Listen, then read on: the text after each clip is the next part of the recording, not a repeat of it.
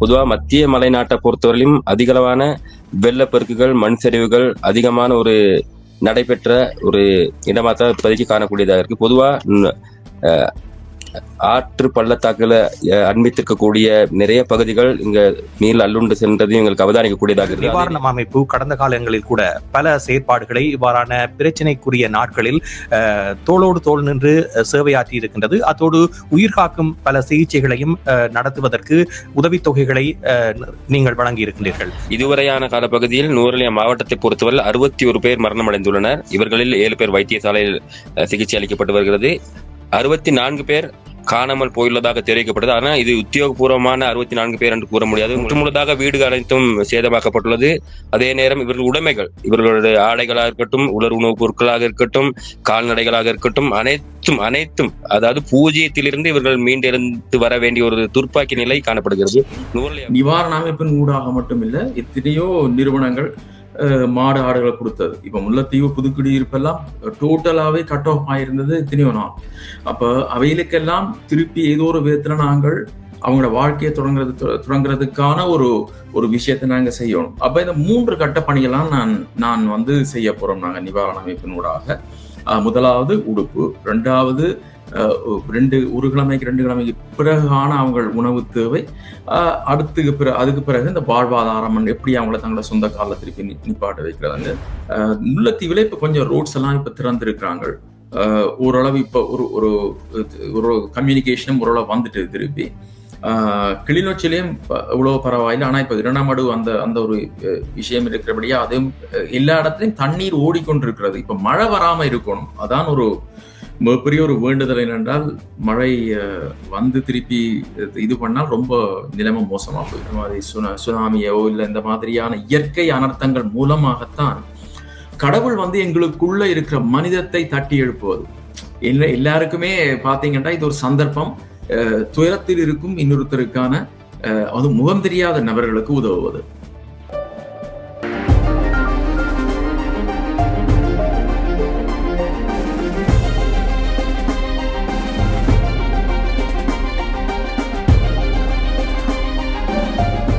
வணக்கம் நேயர்களே, உங்கள் அனைவரையும் மீண்டும் விசேட நேர்காணல் நிகழ்ச்சியில் சந்திக்கின்றோம். சமகாலத்தில் இலங்கையில் ஏற்பட்டிருக்கின்ற அனர்த்தத்தின் காரணமாக பல மக்கள் சொல்லனா துயரங்களை அனுபவித்து வருகின்றார்கள். மீட்பு பணிகள் தொடர்ந்து துரித கதியில் மீட்கப்படுவதாகவும் தெரிவிக்கப்படுகின்ற நிலையில் பல உயிரிழப்புகள் சம்பவித்திருக்கின்றன. இதே நேரத்தில் பல நாடுகளும் உதவிக்கரம் நீட்ட ஆரம்பித்திருக்கின்றன. இருந்த போதிலும் மக்களுக்கான தேவைகள் அதிகமாக இருக்கின்றன. இது குறித்த ஒரு சிறப்பு நிகழ்ச்சியாக இன்றைய நிகழ்ச்சி இடம்பெற இருக்கின்றது. நிவாரணம் அமைப்பு கனடாவில் இருந்து கடந்த காலங்களிலும் பல உதவி தொண்டு சேவைகளை வழங்கி இருக்கின்றது. அந்த வகையில் தொடர்ந்து பல நிவாரண பணிகளை அது மேற்கொண்டு வருகின்றது. கடந்த வருடத்தில் கூட கனடாவில் சேகரிக்கப்பட்ட ஆடைகள் இலங்கையினுடைய பல பகுதிகளுக்கும் விநியோகிக்கப்படுவதற்காக சென்றடைந்திருக்கின்ற நிலையில் அது குறித்த தகவல்களையும் இன்றைய நிகழ்ச்சியில் நாங்கள் பெற்றுக்கொள்ள இருக்கின்றோம். தொடர்ந்து தற்போது ஏற்பட்டிருக்கின்ற இந்த அனர்த்தத்தில் எவ்வாறு நிவாரணம் அமைப்பு செயற்பட இருக்கின்றது, இதில் மக்கள் எவ்வாறான ஒத்துழைப்புகளை வழங்கப்பட தயாராகி கொண்டிருக்கின்றார்கள் போன்ற பல விடயங்களை இன்றைய நிகழ்ச்சியில் நாங்கள் பேச இருக்கின்றோம். இப்பொழுது எங்களோடு நிவாரணம் அமைப்பில் இருந்து செந்தில்குமரன் மற்றும் இலங்கையில் தற்போதைய கள நிலவரம் தொடர்பான விடயங்களை பகிர்ந்து கொள்வதற்காக பிராந்திய ஊடகவியலாளர் கார்த்திக் ஆகியோர் இணைந்திருக்கின்றார்கள். இருவரையும் நாங்கள் இந்த காலை வேளையில் கனேடிய காற்றலைகளில் சந்திக்க இருக்கின்றோம். வணக்கம் செந்தில்குமரன். வணக்கம் கார்த்திக். வணக்கம் ராம்பிரசன். வணக்கம் நேயர்களுக்கும். வணக்கம் கார்த்திக். வணக்கம் ராணா. வணக்கம் கார்த்திக். இலங்கையை பொறுத்தவரையில் தற்போது தொலைத்தொடர்புகள் சீரில்லாத ஒரு நிலை காணப்படுகின்றது. நீங்கள் களத்தில் இருந்து பணியாற்றி கொண்டிருக்கின்றீர்கள். பல மீட்பு பணிகள் இடம்பெற்றுக் கொண்டிருக்கின்றன. மீட்பு பணியாளர்கள் பலர் உயிரிழந்த துயரமான சம்பவங்கள் கூட பதிவாகி இருக்கின்றன. இது குறித்த தகவல்களும் வெளிவந்து கொண்டிருக்கின்றன. கள யதார்த்தத்தை பார்க்கின்ற பொழுது நீங்கள் என்னென்ன தகவல்களை சேகரித்திருக்கின்றீர்கள்? அந்த விடயங்களை எமது நேயர்களோடு பகிர்ந்து கொள்வீர்களா? வணக்கம் அண்ணா. முக்கியமா நீங்க இலங்கையை பொறுத்த வரையில நான் இருக்கிறது மத்திய மலைநாடு, அதாவது நுவரெலியா மாவட்டத்துல நான் களத்துல நிற்கிறேன். பொதுவா மத்திய மலைநாட்டை பொறுத்தவரையிலும் அதிகளவான வெள்ளப்பெருக்குகள், மண் சரிவுகள் அதிகமான ஒரு நடைபெற்ற ஒரு இடமா தான் இப்போதைக்கு காணக்கூடியதாக இருக்கு. பொதுவா ஆற்று பள்ளத்தாக்குல அண்மித்திருக்கக்கூடிய நிறைய பகுதிகள் இங்க நீர் அள்ளுண்டு சென்றதையும் எங்களுக்கு அவதானிக்கக்கூடியதாக இருக்குது. அதே நேரம் ஒரு சில கிராமங்கள் இன்னும் மண்ணில் புதையுண்ட நிலையில் இருக்கு, மீட்க முடியாத ஒரு துர்ப்பாக்கி நிலையில் இருக்கக்கூடியதை எங்கள் கவனிக்கக்கூடியதாக இருக்கு. அதே நேரம் தொலைத்தொடர்புகள் இல்லை, மின்சாரம் இல்லை, நீர் வசதி இல்லை, அவர்களை தங்க வைக்கக்கூடிய சரியான ஒரு இடமில்லை. ஏனென்றால் அனைத்து இடங்களும் முற்றுமுழுதாக சேதமாக்கப்பட்டிருப்பதை எங்களுக்கு அவதானிக்கக்கூடியதாக இருக்கு. குறிப்பாக இவர்களுக்கான உலர் உணவுப் பொருட்களாக இருக்கட்டும், ஆடைகள். அவர் பேசுகின்ற பொழுதே தொலைத்தொடர்பில் சிக்கல் இருக்கின்றது. இவ்வாறான பல சிரமங்களை மக்கள் எதிர்த்து கொண்டு இருக்கின்றார்கள். குறிப்பாக வெள்ளத்தில் சிக்கியிருப்பவர்கள் அவர்கள் பிற நபர்களோடு தொடர்பு கொண்டு தங்களுடைய மீட்பு பணிக்கு உதவுவதற்கான கோரிக்கைகளை முன்வைக்க கூட முடியாத ஒரு சூழல் காணப்படுகின்ற நிலையில் பலர் இப்பொழுது மீட்கப்பட்டிருப்பதான தகவல்கள் வந்தாலும் இந்த மீட்பு நடவடிக்கையில் கூட பல உயிரிழப்புகள் சம்பவித்திருக்கின்றன. இது தொடர்பான தகவல்களும் வெளிவந்து கொண்டிருக்கின்றன. ஆமாம், கார்த்திக்கினுடைய இணைப்பு சரி வந்தவுடன் அவரோடு பேசுவோம். செந்தில்குமரன், நீங்கள் குறிப்பிடுங்கள். நிவாரண அமைப்பு கடந்த காலங்களில் கூட பல செயற்பாடுகளை இவ்வாறான பிரச்சனைக்குரிய நாட்களில் தோளோடு தோள் நின்று சேவையாற்றி இருக்கின்றது. அத்தோடு உயிர்காக்கும் பல சிகிச்சைகளையும் நடத்துவதற்கு உதவித்தொகைகளை நீங்கள் வழங்கி இருக்கின்றீர்கள். பல சத்திர சிகிச்சைகளை கூட நடத்தி இருக்கின்றீர்கள். அண்மையில் கூட சிஎம்ஆரில் கூட அறிவிப்பு வெளிவந்திருக்கின்றது. எம்ஜிஆர் நிகழ்ச்சி நடைபெற இருக்கின்றது. அது இதய மாற்று அறுவை சிகிச்சைக்கான ஒரு உதவி தொகையாக மக்களிடமிருந்து உதவியை பெற்று சத்திர சிகிச்சைகள் நடைபெற இருக்கின்றன. இதே மாதிரியான தொண்டு பணியில் இப்பொழுது இயற்கை அனர்த்தம் ஏற்பட்டிருக்கின்ற இந்த காலப்பகுதியை நீங்கள் எவ்வாறு எதிர்கொள்ள இருக்கின்றீர்கள்? இதற்கு மக்களிடமிருந்து எவ்வாறான உதவிகளை நீங்கள் கோரி நிற்கின்றீர்கள்? உங்களுடைய பணி எவ்வாறு இந்த தருணத்தில் இருக்க போகிறது? நன்றி ராம். ஆமாம், வணக்கம். இந்த நேரத்தில் நான் குறிப்பாக இந்த நீங்க சொன்ன இவ்வளவுக்கும் காரணம் அந்த நிவாரண அமைப்பு செய்வதற்கு முடியும் என்றதுக்கு ஆனா அந்த ஒரு காரணத்தை உண்டாக்கியவர்கள் கொடையாளிகள். முதலில் நான் என்னுடைய உரையை அவைகளுக்கு நன்றி தெரிவித்துக் கொண்டு, இறைவனுக்கும் நன்றி தெரிவித்துக் கொண்டு, மற்ற சிஎம்ஆர் ஊடகம் எந்த நேரமும் டிவிஐ சிஎம்ஆர் ஊடகம் எங்களுக்காக கதவுகளை திறந்து வைத்து நாங்கள் கேட்கும் போதெல்லாம் ஒன்றையும் எதிர்பாராமல் தானாகவே முன் வந்து இந்த மாதிரியான விஷயங்களுக்கு நிவாரண அமைப்பு கேட்கும் போதெல்லாம் தோள் கொடுக்கின்றது. இந்த 3 பேருக்கு நான் நன்றியை தெரிவித்துக் கொள்றேன். சரி, இப்ப விஷயத்துக்கு வருவோம். நாங்கள் தொடர்ச்சியாக எங்களுடைய பிரதான நோக்கம் இதய அறுவை சிகிச்சை. அது இவன் 176 சமீபத்துல போன கிழமை நடந்த இந்த சத்திர சிகிச்சையோட சேர்த்து 176 பேருக்கு நாங்கள் இதய அறுவை சிகிச்சைக்கு பொறுப்பேற்று நாங்கள் செய்திருக்கின்றோம்.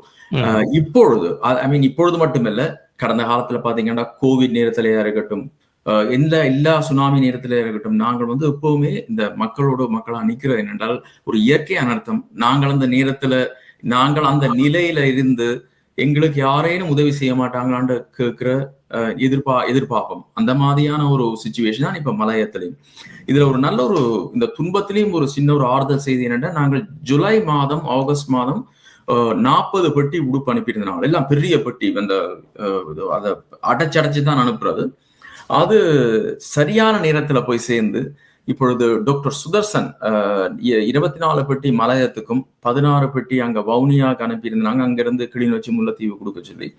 அப்ப இந்த பெட்டிகள்லாம் இப்பதான் சமீபத்துல சென்றடைஞ்சு நேற்றைக்கு எனக்கு இப்ப 2 நாளாக டாக்டர் சுதர்சன், அவர் தான் MOH கொட்டகலை. நான் சமீபத்தில் கூட மார்ச் மாதம் நான் மலையப்பர்கள் பல இடங்களுக்கு சென்றிருந்தேன்.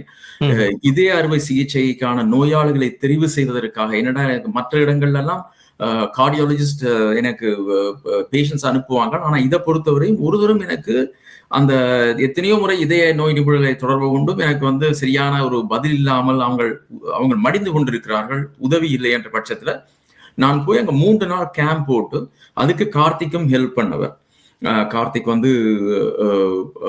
அங்க முத்துமாரியம்மன் கோவில்ல இடம் எடுத்து கொடுத்து கார்த்திக்கு பெருமுதவியா இருந்தவர். கொட்டகலையில டாக்டர் சுதர்சன் அடுத்த இன்னொரு நாளும் வேற ஒரு இடத்துல நான் செய்தது. இந்த 3 நாட்கள்லயும் நான் அந்த பல மக்களை கண்டேன். அப்ப அவங்களுக்கு யோசிச்சுதான் நான் ஒவ்வொரு முறையும் இந்த உடுப்பு அனுப்புறது. அது சரியான நேரத்தில் போய் அங்க அந்த இடங்களுக்கு சென்று இந்த 3 நாட்களாக கெளிவத்த எஸ்டேட், ஸ்டோனிக்லிஃப் எஸ்டேட், யோக்ஸ்போர்ட் டிவிஷன், கொட்டகலை ஏரியால, வடகோடா எஸ்டேட், தலவாக்கல, மேஃபீல்ட் எஸ்டேட், இது ஹட்டன் இந்த மாதிரியான இடங்கள்ல இந்த உடுப்புகள் விநியோகம் செய்யக்கூடிய படங்கள் நான் உங்களுக்கு அனுப்பியிருக்கிறேன். மிகுந்த சந்தோஷமா இருக்கு. முதல் உடுப்பு என்னடா இப்ப எல்லார்ட்டையும் வீட்டை இருந்ததை அப்படியே விட்டுட்டு தான் போயிருக்கிறாங்க. இப்ப அவைக்கு என்ன தேவை என்றால் உடுப்புகள். மற்றது இப்ப அரசாங்கம் உடனே இந்த மீட்பு பணியில அவங்களுக்கு கூடாரங்கள், பெட்ஷீட்ஸ் எல்லாம் கொடுப்பாங்க. இப்போதைக்கு தேவையான விஷயங்கள் கட்டாயமா அவங்க அங்க இருக்கிற அந்த அமைப்புகளா இருக்கட்டும், ஏதோ ஒரு விதத்துல லயன்ஸ் கிளப் இதெல்லாம் கொடுப்பாங்க. நாங்கள் எப்பவுமே இந்த தொலைநோக்கு பார்வையில இனி அடுத்த 2வது கிழமை 3வது கிழமை என்ன செய்ய போறாங்க, அடுத்த ஒரு 2 monthsல என்ன செய்ய போறாங்கன்றத பார்த்து நாங்கள் வேலை செய்தால் அதுக்கேற்ற மாதிரி இந்த மக்களோட குறைகளை தீர்க்கலாம். கார்த்திக் சொல்லுங்க. கார்த்திக். நிச்சயமா சொல்லிக் கொண்ட விடயம்தான். இதுவரையான காலப்பகுதியில் நுவரெலியா மாவட்டத்தை பொறுத்தவரை 61 பேர் மரணம் அடைந்துள்ளனர். இவர்களில் 7 பேர் வைத்தியசாலையில் சிகிச்சை அளிக்கப்பட்டு வருகிறது. 64 பேர் காணாமல் போயுள்ளதாக தெரிவிக்கப்பட்டது. ஆனா இது உத்தியோகபூர்வமான 64 பேர் என்று கூற முடியாது. உங்களுக்கு தெரியும், நுவரெலியா கண்டி வீதியில் கொத்மலை பகுதியில் பாரிய அனர்த்தத்துக்குள்ளாகிறது. இதற்கு தொலைத்தொடர்பு கிடைக்காத காரணத்தினால் ஹெலிகாப்டர் மூலமாக மீட்பு பணிகள் துரிதமாக செயற்பட்டு வருவது எங்களுக்கு அறிவிக்கிறது. அதே நேரம் நுவரெலியாவிலிருந்து ராகலை பகுதி, அதாவது ஹைஃபாரஸ்ட், மஹகுடுகல போன்ற பகுதிகளில் இன்னும் சரியான தகவல் எங்களுக்கு கிடைக்கவில்லை. ஏனென்றால் தகவல் எதுவும் கிடைப்பதற்கான சந்தர்ப்பம் இல்லை. ஏனென்றால் நான் உங்களுக்கு கதைத்துக் கொண்டிருக்கும் போது கூட எங்களுக்கு தொலைத்தொடர்பு அவ்வளவு நேர்த்தியாக இல்லை இலங்கையை பொறுத்தவரையில். மொத்தமாக அதே நேரம் இடைத்தங்கள் முகாம்களில் 54 இடைத்தங்கள் முகாம்கள் நுவரெலியா மாவட்டத்தில் தற்போது வரை காணப்படுகிறது. இவர்களில் 3448 பேர் தங்க வைக்கப்பட்டுள்ளனர். இவர்களுக்கு கட்டாய தேவையாக இருப்பது முற்றுமுழுதாக வீடுகள் அனைத்தும் சேதமாக்கப்பட்டுள்ளது. அதே நேரம் இவர்கள் உடைமைகள், இவர்களுடைய ஆடைகளாக இருக்கட்டும், உலர் உணவுப் பொருட்களாக இருக்கட்டும், கால்நடைகளாக இருக்கட்டும், அனைத்தும் அதாவது பூஜ்ஜியத்திலிருந்து இவர்கள் மீண்டெழுந்து வர வேண்டிய ஒரு துர்ப்பாக்கி நிலை காணப்படுகிறது நுவரெலியா பொறுத்தவரையில். சரி, இந்தியாவினுடைய மீட்பு குழுவினர் இப்பொழுது அங்கே வந்திருப்பதாக தெரிவிக்கப்படுகிறது. அவர்கள் மூலமாக எவ்வாறான உதவிகள் வழங்கப்பட்டிருக்கின்றன? உயிருடன் மீட்கப்பட்டவர்கள் இருக்கிறார்களா? அதனை நீங்கள் நேரில் பார்த்திருக்கிறீர்களா? மலையகத்தை பொறுத்தவரையில் ஒரு நேற்றைய முன்தினம் ஒரு மாபெரும் ஒரு மண் சரிவு, அதாவது நுவரெலியா ரேந்தபுல பகுதியில் சுமார் 6 கிலோமீட்டர் தூரத்துக்கான ஒரு மண் சரிவு ஏற்பட்டது. இவர்கள் இதன் போது நீங்கள் கூறியது போல இந்திய விமான படையினர் இவர்களுக்கான உதவிகளை செய்திருந்தால் நேற்றைய தினம் மொத்தமாக 8 பேர் உயிரிழந்ததாக அறிவிக்கப்பட்டது. ஆனால் 7 பேரின் சடலங்கள் கண்டுபிடிக்கப்பட்டது. இந்த பகுதிகளில் மக்கள் அப்புறப்படுத்தி பள்ளிவாசல்களிலும் பாடசாலைகளிலும் விகாரைகளிலும் தங்க வைக்கப்பட்டுள்ளனர். இவர்களுக்கு இந்திய உதவியின் ஊடாக தண்ணீர் போத்தல்கள் இருக்கட்டும், உலர் உணவு வழங்கி வருவது எங்களுக்கு அவதானிக்கக்கூடியதாக இருக்கிறது. மலையகத்தை பொருள் நேற்றும் இன்றும் ஒரு சீரான காலநிலை காணப்பட்டாலும் இன்னும் மக்களின் சரியான நிலைமை கொண்டு வருவதற்கான பாரிய காலங்கள் எடுக்கும். ஏனென்றால் மண்ணோடு மண்ணாக போயிருக்கின்ற ஒரு காரணம் எங்களுக்கு காணக்கூடியதாக இருக்கிறது. சரி, நன்றி கார்த்திக். இந்த நேரத்தில் கலந்து கொண்டு நேரடியான கள நிலவரங்களை நம்மோடு பயந்துள்ளமைக்கு உங்களுடைய இணைப்பு சீரானவுடன் நாங்கள் மீண்டும் மற்றொரு சந்தர்ப்பத்திலே உங்களோடு பேச இருக்கின்றோம். இன்றைய நிகழ்ச்சியில் இந்த தருணத்தில் கலந்து கொண்டமைக்கு எமது நன்றியை தெரிவித்துக் கொள்கின்றோம். அவரை கார்த்திக், நாங்கள் மார்ச் மாதம் உங்களுக்கு நான் நன்றி தெரிவிக்கணும். குறிப்பாக நீங்கள் அந்த இதய சத்திர சிகிச்சை முகாம்களை நீங்கள் மக்களுக்காக இங்க நாங்கள் கனடா மக்கள் சார்பாக அதுக்கான நன்றியை நாங்கள் தெரிவித்துக் கொள்கிறோம். அதன் மூலமாக நாங்கள் இனங்காணப்பட்ட ஒரு 8 பேருக்கு இதய சத்திர சிகிச்சைகளை நாங்கள் செய்திருக்கின்றோம். நன்றி. அதுக்கு நன்றி அண்ணா, நன்றி. தொடர்ந்து என்னால் உங்களுடன் தொடர்புடைய பேண முடியாதுள்ளது. காரணம், தொலைத்தொடர்பு அவ்வளவு நேர்த்தியாக இல்லை. இப்பொழுது கதைக்கக்கூடிய இடம் கூட முற்றிலும் ஒரு உயரமான இடத்தில் இருந்து தான் உங்களோட கருதி கொண்டிருக்கின்றேன். தொடர்ச்சியாக உங்களுடன் தொடர்பை ஏற்படுத்த என்னால் முடியாது. ஏனென்றால் இங்கு அவர் தான் காணப்படுகிறது. பொதுவாக மெகா பைட், அதாவது உயர்தரத்திலான ஒரு தொடர்பு இல்லை, கிலோபைட் அளவு தான் வந்து கொண்டிருக்கிறது. பொதுவாக வாட்ஸ்அப் ஊடாக பேசும்போது கூட வீடியோ கால் மூலம் கதைப்பது அரிது. சாதாரணமாக வாய்ஸ் கால் மாத்திரமே கதைக்கக்கூடிய ஒரு சூழ்நிலை இங்கு காணப்படுகிறது. நன்றி கார்த்திக், இந்த தருணத்தில் கலந்து கொண்டமைக்கு. மீண்டும் சந்திப்போம். நன்றி. செந்தில்குமரன், நீங்கள் குறிப்பிடுங்கள். கனடாவில் இருந்து தற்போதைய நிலவரத்தில் மக்களுக்கு உதவி செய்ய நீங்கள் உங்களுடைய அமைப்பினூடாக என்னென்ன நடவடிக்கைகளை எடுத்திருக்கின்றீர்கள்? இந்த நிகழ்ச்சியினூடாக நீங்கள் மக்களிடம் விடப்படுகின்ற கோரிக்கையாக எந்த விடயங்களை முன்வைக்க இருக்கிறீர்கள்? நான் குறிப்பாக இப்பொழுது முதற்கண் உடனடியாக நான் கொஞ்சம் உடுப்புகள், எவ்வளவு நல்ல உடுப்புகள், அதாவது நாங்கள் போன முறையும் நாங்கள் வந்து இதுக்கு ஞாபக வாலண்டியர்ஸ் ஹெல்ப் பண்ணவங்க, நான் குறிப்பாக பெண்களுக்கான இந்த புடவை, மற்றது சூடிதார், சின்ன பிள்ளைகளுக்கான உடுப்புகள், என்னடா இப்ப எல்லாருமே வந்து வீட்டை வந்து மண் வெள்ளத்தால வீட்டுக்குள்ள மண் எல்லா அவங்களோட உடுப்பு எல்லாமே போயிருக்கும் டோட்டலா. அப்ப நாங்க வந்து யோசிச்சு பாருங்க, உள்ள அந்த மண், அந்த மம்பட்டி எடுத்து உண்மையா அதை கிளியர் பண்ணிட்டு உள்ள அந்த அளவுக்கு மண் உள்ள போயிருக்கும். அந்த அளவுக்கு பெரிய ஒரு ஒரு நிலைமை தான் நாங்க ஏற்பட்டிருக்கிறது. அத இப்ப முதலாவது உடுப்பு, அதுக்கு பிறகு அவங்களுடைய ஒரு இமீடியட்டா ஒரு 2 கிழமைக்கு பிறகு, இப்ப முதல் 2 கிழமைக்கு எல்லாம் அவங்களுக்கு சாப்பாடு கொடுப்பாங்க. அதுக்கு பிறகு என்ன தேவைன்றது ஒரு கொஸ்டின் மார்க் கொண்டு இருக்கு. அதுக்கு பிறகு வாழ்வாதாரம், ஏனென்றால் இப்ப இவ்வளவு பேரும் இதோண்ட வந்து ஆடு வளர்த்திருக்கலாம், மாடு வளர்த்திருக்கலாம், அதெல்லாம் போயிருக்கும். இப்ப இது வந்து குறிப்பா மலையத்தை மட்டும் இல்ல, வடக்குலையும் பாத்தீங்கன்னா எத்தனையோ பேருக்கு நாங்கள் வந்து நிவாரண அமைப்பின் ஊடாக மட்டும் இல்ல, எத்தனையோ நிறுவனங்கள் மாடு ஆடுகளை கொடுத்தது. இப்ப முல்லைத்தீவு புதுக்குடியிருப்பெல்லாம் டோட்டலாவே கட் ஆஃப் ஆயிருந்தது எத்தனையோ நாள். அப்ப அவைகளுக்கெல்லாம் திருப்பி ஏதோ ஒரு விதத்துல நாங்கள் அவங்களோட வாழ்க்கையை தொடங்குறதுக்கான ஒரு விஷயத்தை நாங்க செய்யணும். அப்ப இந்த 3 கட்ட பணிகள்லாம் நான் வந்து செய்ய போறோம் நாங்க நிவாரண அமைப்பினூடாக.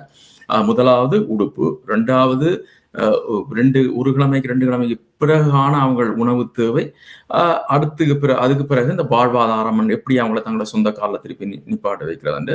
இந்த நேரத்தில் நான் உங்களை குறிப்பா சொல்றேன், நீங்கள் தருகின்ற எல்லா நிதியும் இல்ல உடுப்போல எதா இருக்கட்டும், நீங்கள் சிங்கர் செந்தில் என்ற முகப்பக்கத்துல அவ்வளவு விவரங்களும் வரும்.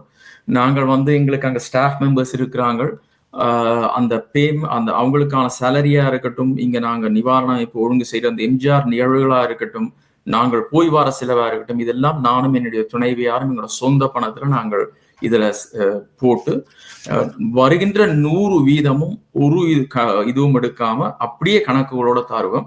இது வந்து நாங்கள் இங்க கடவுளுக்கு செய்யற ஒரு சேவையா செய்யறோம். ஸோ அந்த ரீதியில நீங்கள் என்ன வந்து தொடர்பு கொள்ளலாம். என்னுடைய தொலைபேசி இலக்கம் 416-00765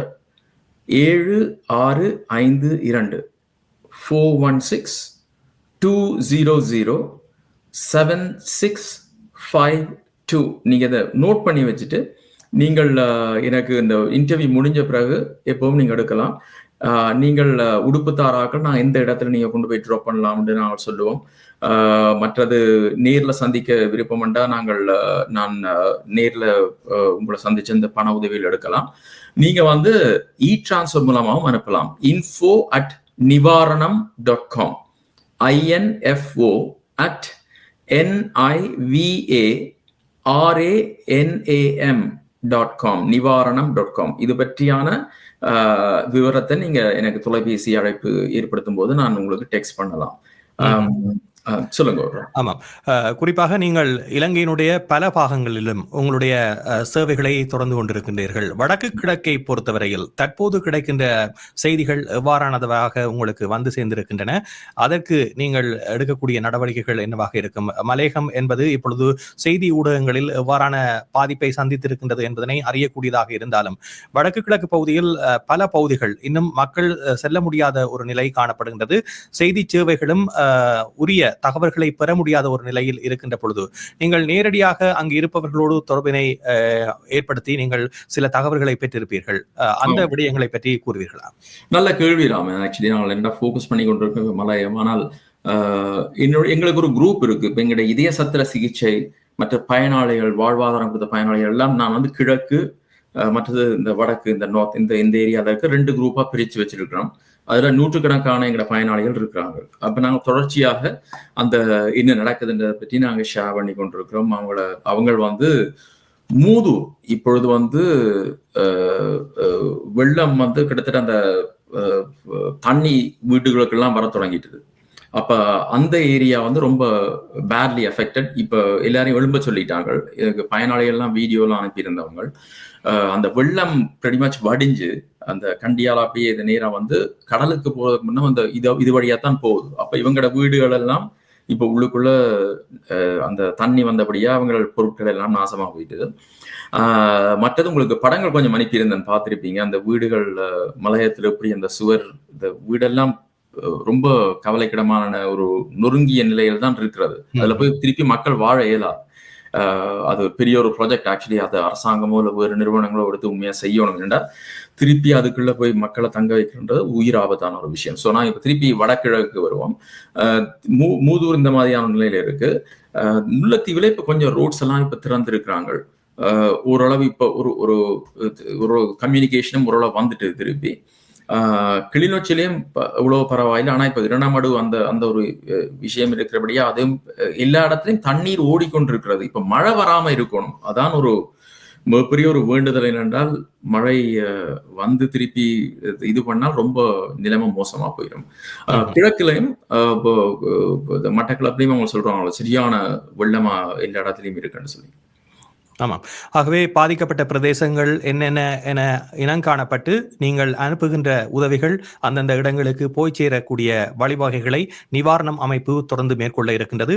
நிவாரணம் அமைப்போடு நீங்கள் தொடர்பினை ஏற்படுத்தி அவர்கள் முன்னெடுக்கின்ற இந்த உதவி திட்டத்திற்கு உங்களுடைய கரங்களையும் விரியுங்கள் என்பதனை தெரிவித்துக் கொள்கின்றோம். உங்களுடைய உதவிகள் நிச்சயமாக ஒவ்வொருவருடைய வாழ்வாதாரத்திற்கும் இன்றியமையாத ஒரு உதவியாக இருக்கும் என்பதனை இந்த தருணத்தில் தெரிவித்துக் கொள்கின்றோம். நிவாரணம் அமைப்போடு தொடர்பு கொள்ள வேண்டிய விடயங்களை நீங்கள் இப்பொழுது அறிந்து குறித்து வைத்துக் கொள்ளுங்கள். நீங்கள் இந்த நிகழ்ச்சி நிறைவடைந்த பின்னர் நீங்கள் அவர்களை தொடர்பு கொண்டு விவரங்களை பெற்றுக் கொள்ளலாம்.